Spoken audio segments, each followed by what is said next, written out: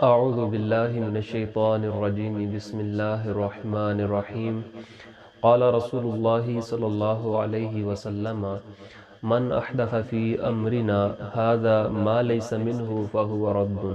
صدق رسول اللہ صلی اللہ علیہ وسلم۔ السلام علیکم ورحمۃ اللہ وبرکاتہ۔ امید ہے کہ تمام ہی محبان مصطفیٰ خاتم النبیین صلی اللہ علیہ وآلہ وسلم خیریت سے ہیں۔ معصومین حضور خاتم النبیین سرور کائنات صلی اللہ علیہ وآلہ وسلم نے ارشاد فرمایا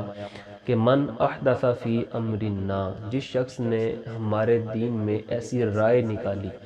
ھذا ما لیس منہ، جو کہ اس میں سے نہیں ہے، فہو رد، پس وہ مردود ہے، قابل رد ہے۔ تو حضور والا ایک حدیث مبارکہ آپ نے بہت سنی ہوگی، مشکوٰۃ شریف کی حدیث مبارکہ ہے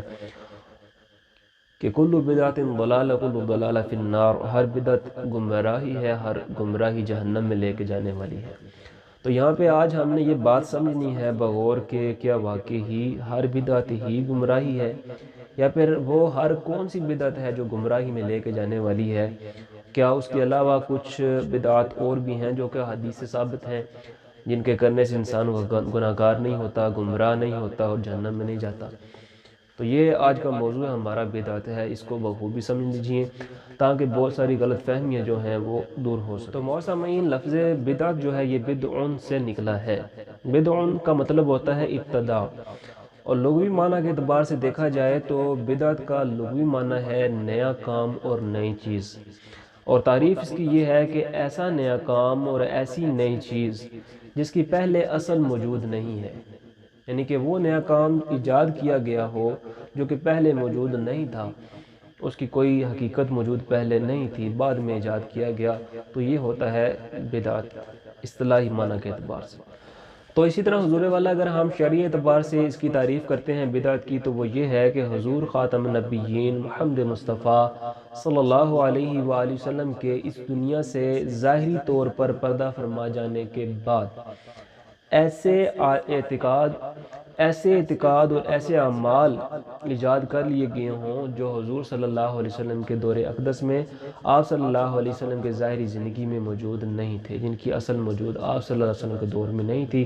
بلکہ آپ صلی اللہ علیہ وسلم کے دور اقدس آپ صلی اللہ علیہ وسلم کے اس دنیا سے پردہ فرما جانے کے بعد جس کو ایجاد کیا گیا ہو، یہ ہے شرعی اعتبار سے بدعت۔ اب یہاں پہ اگر بدعت کی اس تعریف کو دیکھا جائے تو ہمیں پتہ چلتا ہے یہاں پہ کوئی قید نہیں لگائی گئی کہ وہ جو نیا کام شروع کیا گیا، وہ جو نئی ایجاد کی گئی ہے،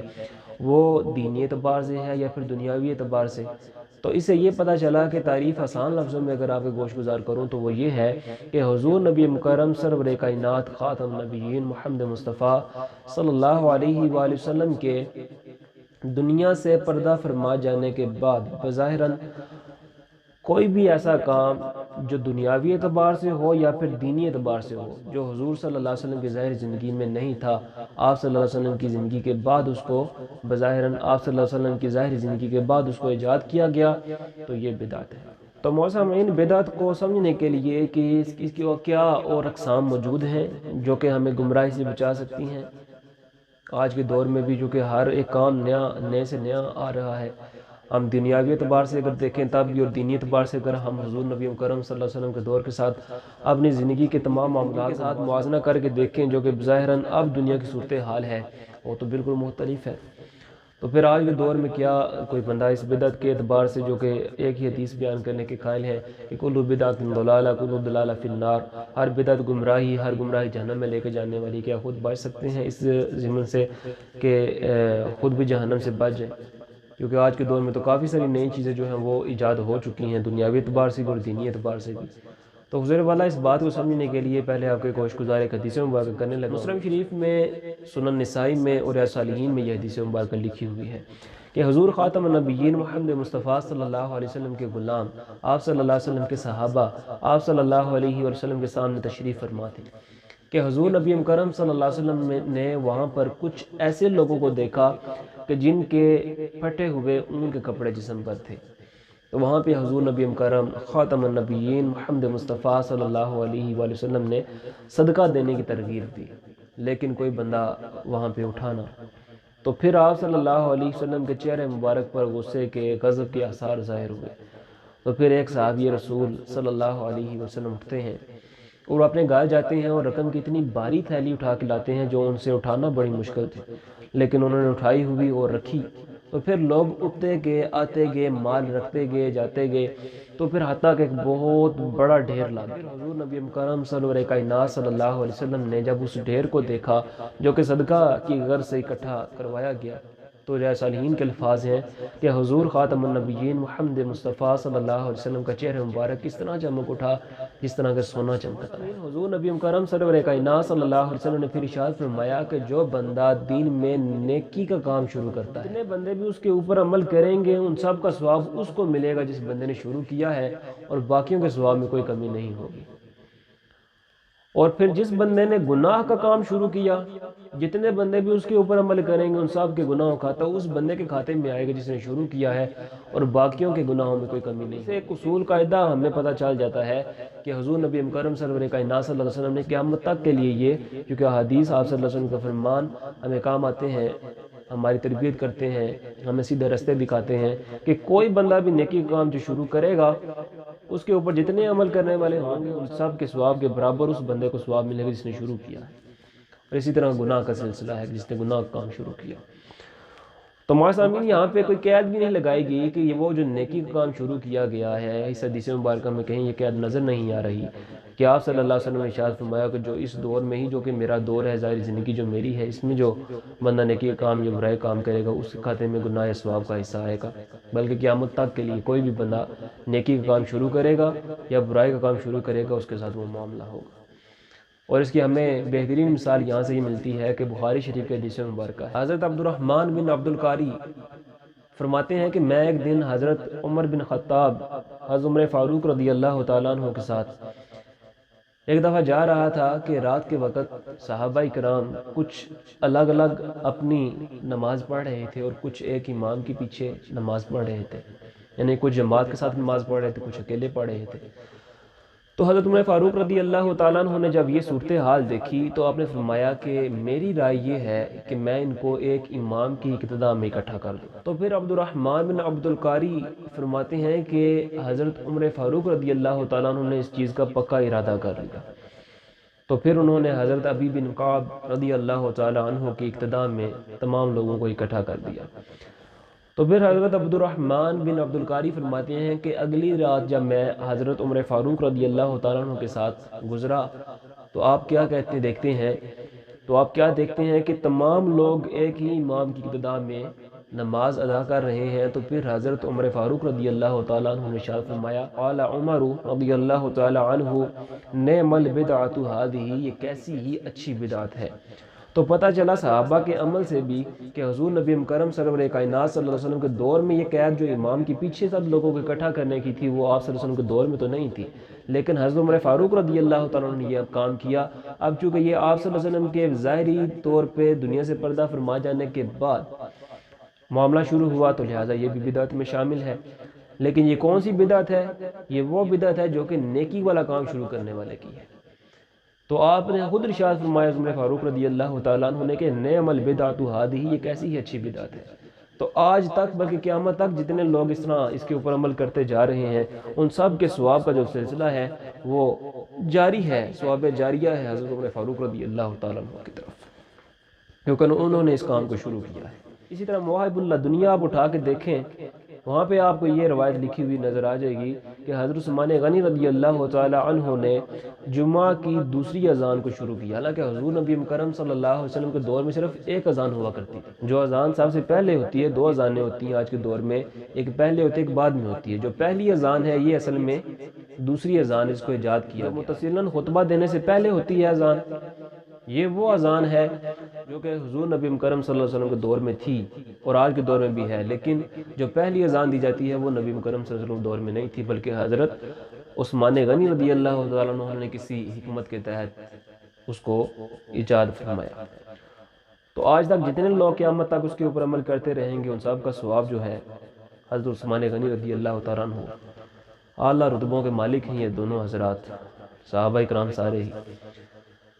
جن کے بارے میں ہم گمان تک نہیں کر سکتے ہیں جہنم کا۔ تو وہ حضرات اس بات سے ذرا سبق حاصل کریں جو صرف ایک ہی حدیث اپنی نا کو رکھ کے سامنے پیش کر رہے ہوتے ہیں کہ کل بدعت ضلالہ کل ضلالہ فی النار، کہ ہر بدعت ہی گمراہی، ہر گمراہی جہنم میں لے کے جانے کا۔ تو پھر نعوذ باللہ من ذالک ان کے بارے میں ہم گمان بھی نہیں کر سکتے ان کے اوپر ان کا کیا فتویٰ ہوگا۔ تو معصومین ان دونوں حدیث ہمیں یہ بات پتہ چل گئی کہ بدعت کی دو قسمیں ہیں۔ ایک بدعت حسنہ، حسنہ مطلب یہ عربی کا لفظ ہے جس کا مطلب ہوتا ہے اچھا، بدعت حسنہ یعنی کہ نیکی والی اچھی بدعت، اور ایک ہے بدعت سیئہ، سیئہ کا مطلب بری، مذموم، جس کی مذمت کی گئی ہو، کبھی ہو۔ تو یہ دو قسمیں ہمیں ان حدیث سے پتہ چل گئی ہیں۔ اب یہ جو دو قسمیں ہیں ان کو فتح الباری میں علامہ شہاب الدین احمد بن علی بن حجر اسقلانی رحمہ اللہ نے بیان فرمایا۔ انہی دو قسموں کو عمدۃ القاری میں علامہ عینی رحمہ اللہ نے بیان فرمایا۔ انہی دو قسموں کو جامع الاحکام القرآن میں علامہ قرطبی مالکی نے بیان فرمایا، اور یہی دو قسمیں آپ کو شرح صحیح مسلم، تبیان القرآن، نعمت الباری، جاء الحق وغیرہ میں مل جائیں۔ تو حضور والا یہ دو قسمیں میں نے آپ کے سامنے رکھی ہیں، دلائل کے ساتھ رکھی ہیں، اور جو حدیث آپ کے سامنے گوش گزار کی ہیں۔ یہاں پہ آپ کو ایک بات سمجھ لگ گئی خلاصہ کلام کے ہمیں کہ بدعت کی دو قسمیں ہوئی، ایک بدعت حسنہ ہے، ایک بدعت سیئہ ہے۔ اب اس کے بعد ہوا یوں کہ چونکہ ہر دور کے اعتبار سے مسائل بدلتے ہیں، تو اس وقت کے جو علماء ہیں، فقہاء ہیں، محدثین ہیں،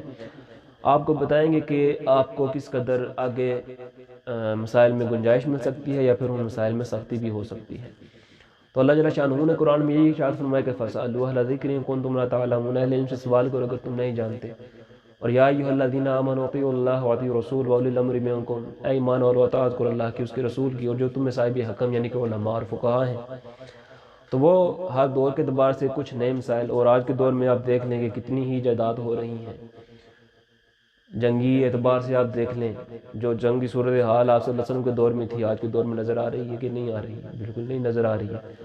آج کے دور طریقے اور ہیں۔ اگر آج کسی نے حج کرنے جانا ہے تو حج نبی کریم صلی اللہ علیہ وسلم کے دور میں تو جہاز موجود تھا ہی نہیں، لوگ پھر بھی دنیا کے مختلف کونوں سے آتے تھے، حج کرتے تھے آ کے۔ لیکن یہ بھی بدعت ایجاد ہوگی سفر کرنے کی مختلف طریقوں سے۔ تو اٹھنا بیٹھنا کھانا پینا اوڑھنا بچھونا ہمارا سب ہی اکثر بدعت مستحبہ یعنی کہ بدعت حسنہ اچھی بدعت میں شامل ہو رہا ہے۔ تو یہ جو دو قسمیں ہیں ان کی آگے مزید 5 قسمیں پھر کی گئیں۔ اب یہ جو بدعت حسنہ ہے، یہاں پہ تعجب ہوا ہوگا شاید کچھ لوگوں کو، لیکن پوری بات سن لیں انشاءاللہ وہ تعجب بھی ختم ہو جائے گا۔ بدعت حسنہ اس کی مزید 3 قسمیں کی جاتی ہیں۔ ایک ہوتی ہے جائز یا مباح، ایک ہوتی ہے مستحبہ بدعت مستحبہ، اور اسی طرح ایک ہے بدعت واجبہ۔ اب یہ جو 3 قسمیں ہیں پہلے ہم اس کی وضاحت سمجھ لیتے ہیں کہ کیا ہے۔ بدعت واجبہ وہ بدعت، اس کی تعریف جو ہے وہ یہ ہے کہ ایسی بدعت جس کو کرنے سے شریعت نے منع نہ کیا ہو بلکہ اس کو چھوڑنے سے انسان کی زندگی میں حرج پیدا ہو سکتا ہو، تو یہ ہے بدعت واجبہ، یعنی کہ یہ بدعت کرنی واجب ہے، ضروری ہے، لازم ہے۔ اب یہ ایسی بدعت ہے کہ جس کو معترضین جو کہ اعتراض کرنے والے ہیں کہ کل بدعت ضلالہ کل ضلالہ فی النار، ہر بدعت گمراہی، ہر گمراہ جہنم میں لے کے جانے والی ہے، وہ خود یہ بدعت کر رہے ہیں۔ کیونکہ حضور نبی مکرم صلی اللہ علیہ وسلم کے دور میں تو درس نظامی نہیں تھی ہوا کرتی جس انداز سے اب ہو رہی ہے۔ تو آپ دیکھ لیں کہ ہر مکتبہ فکر ہی وہ درس نظامی کروا رہا ہے۔ درس نظامی میں ابتدائی کلاسوں میں ایک کتاب پڑھائی جاتی ہے، اس کا نام ہے گرامر کی کتاب ہے نحو۔ اب یہ جو نحو، نون ح اور واو، نحو، اب یہ جو نحو کی کتاب ہے یہ کیوں پڑھی جاتی ہے؟ شریعت کو سیکھنے کے لیے قرآن و حدیث کا علم ہونا ضروری ہے۔ اب قرآن اور حدیث کو سمجھنے کے لیے آپ کے پاس گرامر کا علم ہونا ضروری ہے، نحو کا علم ہونا ضروری ہے۔ تو چونکہ علم شریعت کو سیکھنا واجب ہے، تو اسی طرح پھر جس نے قرآن و حدیث کو سمجھنا ہے تو اس کے لیے پہلے شریعت کو سمجھنے کے لیے قرآن و حدیث سمجھنا ہوگا۔ قرآن و حدیث کو سمجھنا موقوف ہے نحو کے اوپر، تو لہٰذا نحو کو سیکھنا جو ہے یہ واجب ہوا، چونکہ اگر آپ اس کو نہیں سیکھیں گے تو آپ پھر نہ قرآن و حدیث کو سمجھ سکیں گے اور نہ ہی شریعت کے تقاضوں کو پورا کر سکیں گے۔ تو پتہ چلا کہ یہ جو بدعت ہے نحو کی یہ واجب ہوئی۔ اسی طرح اگر آپ جرح و تعدیل کا معاملہ دیکھ لیں، اصول حدیث کو دیکھ لیں، اس میں آپ نے صحیح حدیث کو الگ کرنا ہے، ضعیف کو الگ کرنا ہے، وہ کیسے کریں گے؟ وہ آپ کو اصول حدیث پڑھنی پڑے گی، اس کے اوپر آپ کا موقوف ہے اس کو حدیث کو سمجھنا، اس کے اعتبار سے پھر آگے شرعی مسائل اخذ ہوتے ہیں۔ اصول حدیث کا فقہ کے ساتھ بہت بڑا تعلق ہے۔ تو یہ جو درس نظامی کا سلسلہ ہے یہ تقریباً ہر مکتبہ فکر ہندوستان اور پاکستان میں کر رہا ہے۔ اگر آپ دیگر کنٹریز میں چلے جائیں تو وہاں پہ یونیورسٹی لیولز آ جاتے ہیں، وہاں پہ انہوں نے سب ڈویژن کر دی ہوتی ہے کورسز کی، ڈپلوما، سرٹیفکیٹس اور اس طرح کے مختلف کیٹیگریز انہوں نے بنائی ہوئی ہیں، لیکن تعلیم تو یہی ہوتی ہے۔ آپ سب کے دور میں تو یہ کالج یونیورسٹی تو نہیں تھی ہوا کرتی، تو علم سیکھنا بھی فرض ہے، تو پھر آپ کیسے سیکھیں گے اگر یہاں پہ نہیں جائیں گے؟ ہے تو یہ بھی بدعت ہے۔ یہاں پہ یہ بات سمجھ میں آ گئی کہ بدعت کی جو بدعت حسنہ میں کچھ بدعت ایسی بھی ہیں جو کہ کرنی لازم ہیں، لیکن کیونکہ ان کے بغیر ہم اگر وہ نہیں کریں گے تو دین میں ہمارے معاملات میں حرج پیدا ہوتا ہے۔ اب اگر ہم ہر گمراہی میں لے کے آ جائیں ہر بدعت کو ہی، تو پھر جو مدارس میں پڑھا رہے ہیں، جو متعارضین ہیں وہ خود پڑھا رہے ہیں، مدارس میں پڑھ رہے ہیں، وہیں سے عالم بن رہے ہیں، اگر وہ خود ہی ہر بدعت گمراہی ہے تو وہ خود ہی گمراہ، تو پھر کسی کی رہنمائی کو کوئی کیسے کر سکتا ہے جس کی اپنی رہنمائی نہ ہوگی؟ کسی کو راہ راست پہ کیسے لے کے آئے گا جو کہ خود راہ راست پہ نہ ہو؟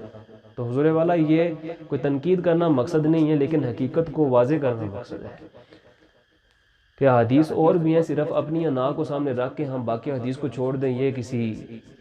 انصاف کا تقاضا نہیں ہے۔ تو اسی طرح حضور والا ایک بدعت مستحبہ ہے، مستحب یعنی کہ ایسا کام جو کریں تو ثواب ہے، نہ کریں تو گناہ نہیں ہوتا ہے۔ اب بدعت مستحبہ یعنی کہ ایسی بدعت جس کو کریں گے تو ثواب ہے، نہیں کریں گے تو گناہ نہیں ہوگا، لیکن اگر کوئی بندہ چھوڑتا ہے تو وہ ثواب جو اس کو کرنے سے ملے گا، ثواب سے ضرور محروم رہے گا لیکن گناہ گار نہیں ہوگا۔ دینی مدارس کا قیام کرنا کہ لوگوں کو وہاں پہ اکٹھا کیا جائے، دین کی تعلیم دی جائے، کھلی زمینوں میں بھی دی جا سکتی ہے، مدارس کا قیام ضروری ہے۔ اس سال میں یہ کتابیں پڑھنی ہے، اس سال میں یہ کتابیں پڑھنی ہیں، اور اس کے بعد اس سال میں آپ نے یہ کتابیں پڑھ کے اس کے بعد اس کے امتحانات دینے ہیں، اس کی دستار بندی وغیرہ پھر آخر میں ہونی ہے، سارے معاملات، تو یہ آپ کے دور میں تو نہیں تھے۔ اور اسی طرح پھر محفل میلاد کا ذکر ہے، یہ بھی بدعت مستحبہ میں شامل ہے۔ اس میں جو امور کیے جاتے ہیں اگر ان کو انفرادی طور پہ دیکھا جائے، قرآن کی تلاوت کی جاتی ہے، ذات خود سنت ہے، بدعت کا تصور اس میں ہے ہی نہیں ہے۔ پھر اس کے بعد نعت خوانی ہوتی ہے، نبی کریم صلی اللہ علیہ وسلم کی نعت خوانی سننا، نعت سننا آپ صلی اللہ علیہ وسلم کی سنت ہے، صحابہ اکرام کی سنت ہے نعت پڑھنا، اس میں بدعت کا تصور ہی نہیں ہے۔ پھر اسی طرح درود و سلام پڑھنا، قرآن میں اللہ جل شانہ نے حکم دیا ہے، بدعت کا تصور ہی نہیں ہے۔ کھانا کھلانا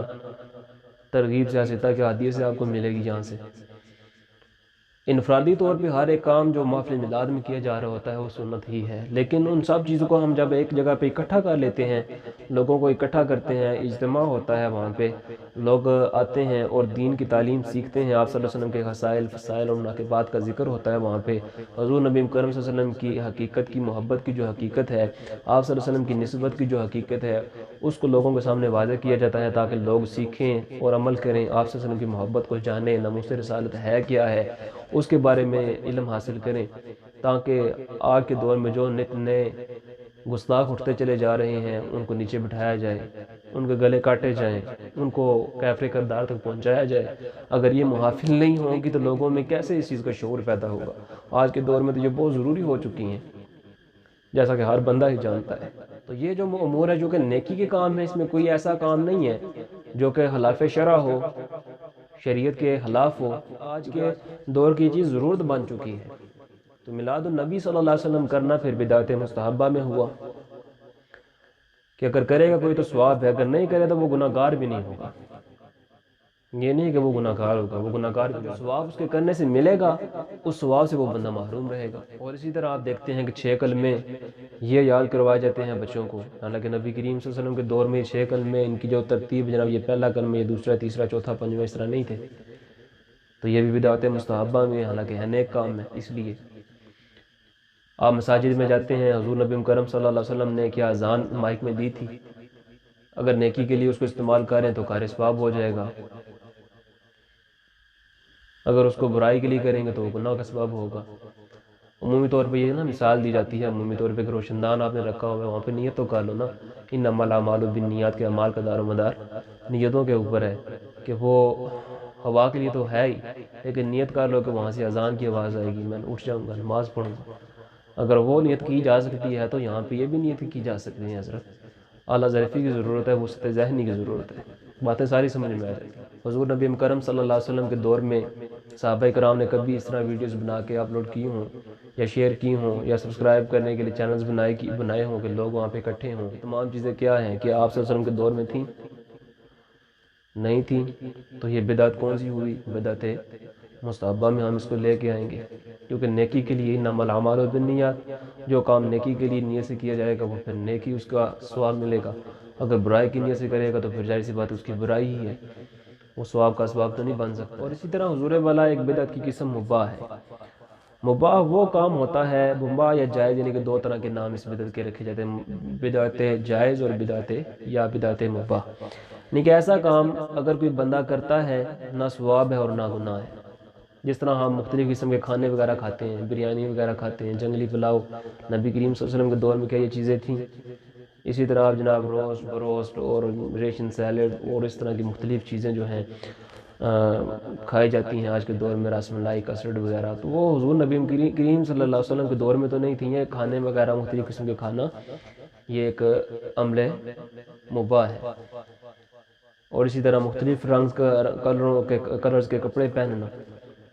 اسی طرح مختلف کلرز کے کپڑے وغیرہ پہننا، آپ کے جوتے مختلف اقسام کے پہننا، جو کہ آپ صلی اللہ علیہ وسلم کے دور میں نہیں تھے، استعمال نہیں تھے ہوتے، یہ مباح میں آتی ہیں، یعنی کہ اگر آپ ایسا امور کرتے ہیں تو اس میں نہ ثواب ہے نہ گناہ ہے، آپ کی ضرورت ہے اس کو پورا آپ کر رہے ہیں۔ سنت کے مطابق اگر لباس پہنیں گے تو اس کا ضرور ثواب ہے۔ تو یہ تھی تین قسمیں حضور والا، واجب، جائز یا مباح اور بدعت مستحبہ۔ اس کے بعد ہم جو بدعت سیئہ ہے، جو کہ بری بدعت ہے، جو کہ ہر اس چیز میں آئے گی جو گمراہی میں لے کے جانے والی ہے، یہ جو دو حدیث آپ کے سامنے پیش کی گئی ہیں وہ بدعت سیئہ کے حوالے سے، نہ کہ بدعت حسنہ کے حوالے سے۔ کل بدعت ضلالہ کل ضلالہ فی النار، ہر بدعت گمراہی، ہر گمراہی جہنم میں لے کے جانے والی ہے۔ اب اس کی بات آئی، یا پھر آپ صلی اللہ علیہ وسلم جو یہ ارشاد فرمائے کہ من احدث فی امرنا ھذا ما لیس منہ فہو رد، جس نے ہمارے دین میں ایسی رائے نکالی جو کہ دین میں سے نہیں ہے وہ قابل رد ہے۔ یہاں پہ اس کی دو قسمیں ہیں، جو بدعت سیئہ ہے اس کی آگے مزید دو قسمیں آتی ہیں، ایک مکروہ ہوتی ہے اور ایک ہوتی ہے حرام۔ اب جو کہ مکروہ جو ہے اس کی تعریف یہ ہے کہ ایسا عمل جس کے کرنے کی وجہ سے کوئی سنت ترک ہو جائے، تو یہ ہوتی ہے بدعت مکروہ۔ اب جو کہ بدعت مکروہ نے ہم نے یہ لفظ استعمال کیا، یہاں پہ تھوڑی سی بات سمجھیے گا کہ مکروہ کی دو قسمیں ہوتی ہیں، ایک ہوتا ہے مکروہ تحریمی اور ایک ہوتا ہے مکروہ تنزیہی۔ تحریمی وہ کام ہوتا ہے کہ اگر ایک دفعہ کیا جائے تو صغیرہ گناہ، عادت بنا لے تو کبیرہ گناہ ہو جاتا ہے، یعنی کہ حرام ہو جاتا ہے۔ اور اسی طرح تنزیہی وہ کام ہے جس کو اسلام ناپسند کرتا ہے لیکن بندہ گناہ گار نہیں ہوتا ہے، یہ مکروہ میں شامل ہے۔ اور اگر ایسی سنت ترک ہوئی جو کہ مؤکدہ ہے، جس کی تاکید کی گئی ہے کہ وہ کرنی ہے، ضروری ہے، ایسی سنت اگر ترک ہو جاتی ہے تو پھر اس سے مراد وہ بدعت ہے جو کہ مکروہ تحریمی میں آتی ہے، حرام کے نزدیک آتی ہے۔ اگر ایک دفعہ کی تو چھوٹا گناہ، عادت بنا لے تو کبیرہ گناہ ہو جاتا ہے۔ تو گناہ کا کام اگر کریں گے ظاہر سی بات ہے وہ جنت میں لے کے جانے والا نہیں ہے، انسان عذاب کا مستحق ہو سکتا ہے، وہ دنیا میں بھی ہو سکتا ہے اور آخرت میں جہنم کے دوبار سے بھی ہو سکتا ہے۔ اور اسی طرح اگر ایسی بدعت ایجاد کی گئی مکروہ جو کہ تنزیہی ہے، جس سے ایسی سنت ترک ہوگی جو کہ غیر موقدہ ہے، جس کی اتنی تاکید نہیں کی گئی ہے، اگر ایسی سنت اٹھ گئی اس کی وجہ سے تو پھر وہ جو بدعت ہے مکروہ تنزیہی میں آئے گی کہ اسلام اس کو ناپسند کرتا ہے۔ مثال کے طور پر جیسے ہم السلام علیکم ورحمۃ اللہ کی جگہ پہ ہیلو ہائی کہہ رہے ہوتے ہیں، جزاک اللہ خیرہ کی جگہ پہ حالانکہ سیاستہ کی یہ حدیث مبارکہ ہے کہ آپ صلی اللہ علیہ وسلم شاہد میں کہ بہترین شکریہ ادا کرنے کا طریقہ یہ ہے کہ آپ جزاک اللہ خیرہ کہیں۔ تو یہاں پہ کیا ہو رہا ہوتا ہے؟ تھینک یو، ٹھیک ہے، آگے موسٹ ویلکم وغیرہ، ٹھیک ہے، جاتے ہوئے ہمیں اللہ حافظ کہنا چاہیے، فی امان اللہ کے الفاظ استعمال کرنے چاہیے، کوئی دعائیہ کلمات کہنے چاہیے، ٹھیک ہے، یہاں پہ جناب ٹاٹا اور bye bye, see you off اور اس طرح کے مختلف پتہ نہیں کون کون سے الفاظ استعمال کیے جا رہے ہوتے ہیں۔ اپنے آپ کو احساس کمتری سے نکالنا ہوگا ہمیں، تو پھر ہمیں سنتیں بھی سمجھ آئیں گی،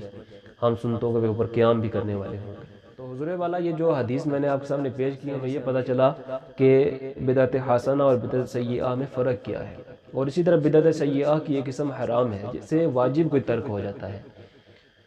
ایسی بدعت جس سے کوئی واجب ترک ہو جائے یہ ہوتی ہے بدعت حرام۔ تو اب تک ہم نے حضور والا جو دو قسمیں سمجھ لی ہیں، بدعت حسنہ اور بدعت سیئہ کے ضمن میں، اور اس کی آگے ڈیٹیل ہم نے کی بھی۔ جو 5 قسمیں بدعت کی آپ کے گوش گزار میں نے کی ہیں، یہ آپ کو مرقات المفاتیح میں بھی مل جائیں گی۔ فتح الملہم میں دیوبند کے مشہور عالم شیخ شبیر احمد عثمانی نے بھی یہی 5 قسمیں ذکر کی ہیں اپنی کتاب میں۔ ہدیۃ المہدی میں غیر مقلدین کے مشہور عالم وحید الزمان نے یہ قسمیں اس کی 4 ذکر کی ہیں، اور اس کے بعد نجدیوں کے مشہور عالم نے نیل الاوتار میں یہ اس کی 5 قسمیں فتح الباری سے نقل کر کے ذکر کی ہیں، اور فتح الباری میں علامہ حافظ شہاب الدین احمد بن علی بن حجر اسقلانی رحمہ اللہ نے یہ 5 قسمیں ذکر کی ہیں، اور یہی 5 قسمیں آپ کو جال حق میں بھی مل جائیں گی، شرح صحیح مسلم، بیان القرآن اور نعمت الباری میں بھی ذکر کی گئی ہیں۔ تو حضور والا اب تک کا جو خلاصہ کلام ہے وہ یہ ہے کہ ہم نے بدعت کی جو تعریف کی ہے کہ بدعت کا لغوی معنی یہ ہے کہ نیا کام، نئی چیز جو کہ حضور خاتم النبیین صلی اللہ علیہ وسلم کے دور اقدس میں نہیں تھا، آپ صلی اللہ علیہ وسلم کے دور میں کے بعد ایجاد ہوا، اور پھر ہم نے حدیث کی روشنی میں ہم نے بدعت سیئہ اور بدعت حسنہ کی بات کی، اور سیئہ کی ہم نے 2 قسمیں کی، مکروہ اور بدعت حرام، اور پھر حسنہ کی 3 قسمیں آپ گوش گزار کی، بدعت مستحبہ، بدعت جائز یا مباح، یا ایک قسم ہم نے یہ کی تیسری جو تھی کہ بدعت واجبہ۔ اب یہ 5 قسمیں آپ کے گوش گزار کی جس کو کہ ہر مکتبہ فکر چاہے وہ دیوبند سے تعلق رکھنے والا ہے یا پھر غیر مقلد ہے یا پھر نجدی ہیں یا پھر اہل سنت سے تعلق رکھنے والے بریلوی حضرات، تمام ہی کے نزدیک اس کی 5 قسمیں موجود ہیں جو کہ میں نے آپ کے گوش گزار ان کی ہی کتب کے نام لے کر اور پھر ان کے جو مشہور علماء ہیں ان کے نام لے کے آپ کی گوش گزار کی، اور پھر یہ بات واضح ہو گئی کہ ہر بدعت جو ہے وہ گمراہی میں شامل نہیں ہے، بلکہ ہر وہ بدعت گمراہی میں شامل ہے جو کہ بدعت حرام یا بدعت مکروہ میں شامل ہوگی، اور اسی طرح جو بدعت حسنہ ہے وہ گمراہی میں شامل نہیں ہے۔ اگر ہم اس کو شامل کر لیں گے ہر بدعت میں ہی، کیونکہ حدیث سے ثابت ہے کہ یہ بدعت حسنہ جو ہے یہ گمراہی والی بدعت سے استثناء ہے، اس کو یہ اس سے الگ ہے، اس کا اس کے ساتھ کوئی تعلق نہیں ہے، تو پھر یوں ہوگا کہ اگر ہم اس کو بھی وہاں پہ شامل کر لیں گے تو پھر کوئی بندہ بھی قیامت تک کے لیے کسی بدعت سے محفوظ نہیں رہ سکے گا، پھر ہر بدعت کی گمراہی میں لے کے جانے والی ہے، تو پھر خود بذات خود معترضین جو اعتراض کرنے والے ہیں وہ بھی، اور وہ بندے جن کے اوپر وہ اعتراض کر رہے ہیں سب کو جہنم میں ہی لے کے جائیں گے۔ اللہ تعالی ہمیں ایسے گمراہی سے محفوظ فرمائے جو کہ ناقص علم کی طرف لے کے جانے والی ہے، ہمیں اللہ جل شانہ کامل علم عطا فرمائے اور بعمل عالم دین، علم فقہ، علم حکمت بنائے، علم لدنی عطا فرمائے، اور حق اور سچ کو ہماری زبانوں دلوں پر جاری فرمائے، ہمارے عمل میں جاری فرمائے۔ جس طرح اللہ جل شانہ کے فرشتے حق اور سچ ہیں، اس کی کتابیں حق اور سچ ہیں، جنت دوزخ حق اور سچ ہے، اور اللہ جل شانہ اسی طرح ہمیں حق اور سچ علم حاصل کر کے اس کے اوپر عمل کر کے اور ان تک پہنچانے کی توفیق عطا فرمائے۔ آمین۔ وما علینا الا البلاغ المبین۔